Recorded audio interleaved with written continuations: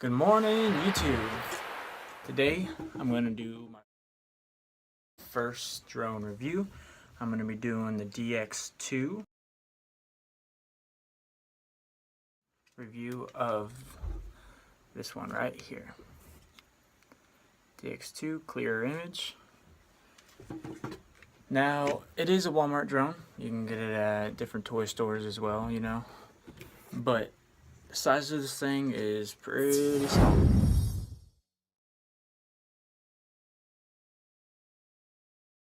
DX Nano 1. I guess you can call it the Nano because it's small. It's about half this size, literally. I'll do a review on that later, but we're going to start with the DX-2. DX-2 sharper image review. There's no camera on it,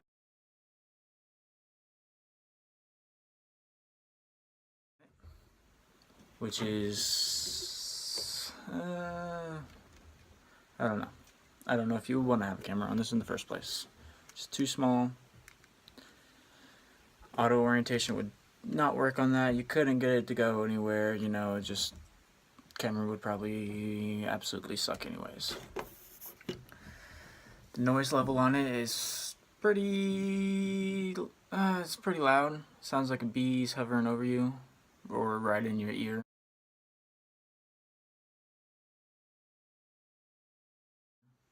It's right there. It's loud for the size that it is. Battery is about an 800 milliamp hour battery. It takes about an hour to charge, an hour and 30 minutes to charge fully. It does come with a charger. It looks like this. It's this long. It's kind of extra long, the USB port is, for an unknown reason that I'm not aware of. But when you do plug it in, it turns red when the drone is dead, and it turns green when it's fully charged. Auto hover, there really is none. You can try to get it to auto hover. People say it can, but I just couldn't figure it out. It would stay within like a 9-10 foot radius and just move around. You would have to control it to make it stay even close to being the same. It would move around a lot. More like the Phantom Pro, you can get it to stay. And it'll like barely hover like this. Barely. But the DX-2, oh yeah, it'll move. You can't get it to stay in the same spot. The controller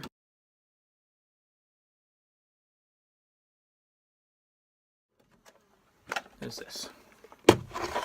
It's literally the size of the DX-2.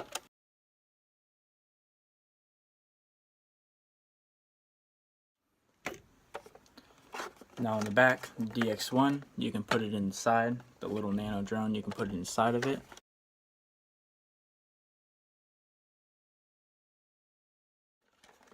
It holds 1, 2, 3, 4, 5 batteries, AA batteries.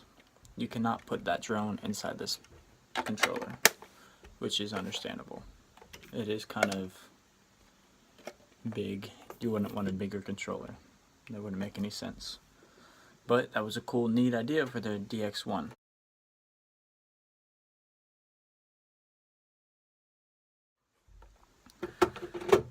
When you're flying it and it crashes, there's no kill switch besides the on and off switch. Then you have to reset it again. It takes a little while for it to shut off after it crashes.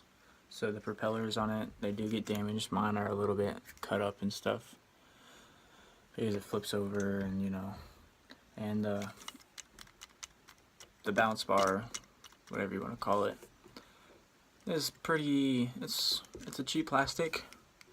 I have not had it break yet. I've hit it on some hard things and dropped from far distances, but it's pretty sturdy.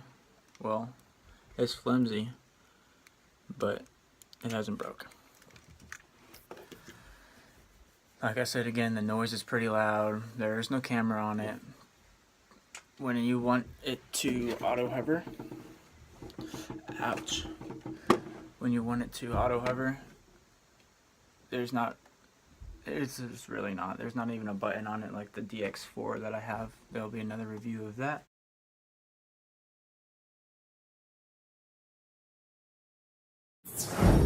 DX-4 remote is literally the same size. Let's do this. I don't want to show you this. There you go. DX-2, DX-4, same exact size remote, which is doesn't make much sense. It could be a little bit different, but it's not for some reason. Now, the spin trim on the DX-2,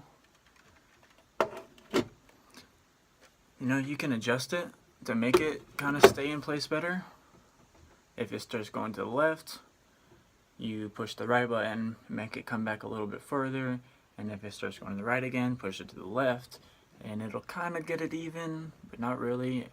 You should, once you buy it and first test it out, you should do it just so it's not absolutely everywhere.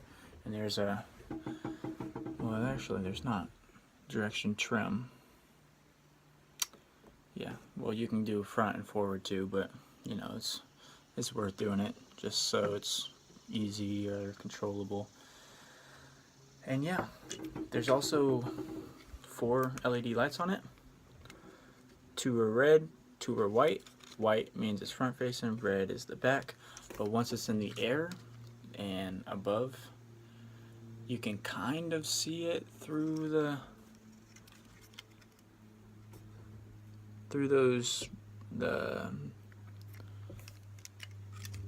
this thing where the propeller is, the motor thing. But in the air, unless it's dark out, you can't really even see it when it's dark, honestly. But it works when it's down low. But when you're up in the air, don't even think about it. You're just gonna have to figure out which way it's gonna go. I've actually got it stuck in a tree. That's the bad thing about the bumper guard. It does, if you get it anywhere near a tree, since it doesn't have any of the cameras on it to let it know which direction or if it's about to hit anything. Not cameras, that's the wrong word to use, but the motion, or wouldn't let it know that it's getting close to something. It doesn't have it, so it'll go literally right into a tree and it'll get stuck. The branch will get stuck and you'll have to climb the tree. 3 times so far with this thing. 3 times. My little brother gets it for me. Well, that's that. This DX-2 review.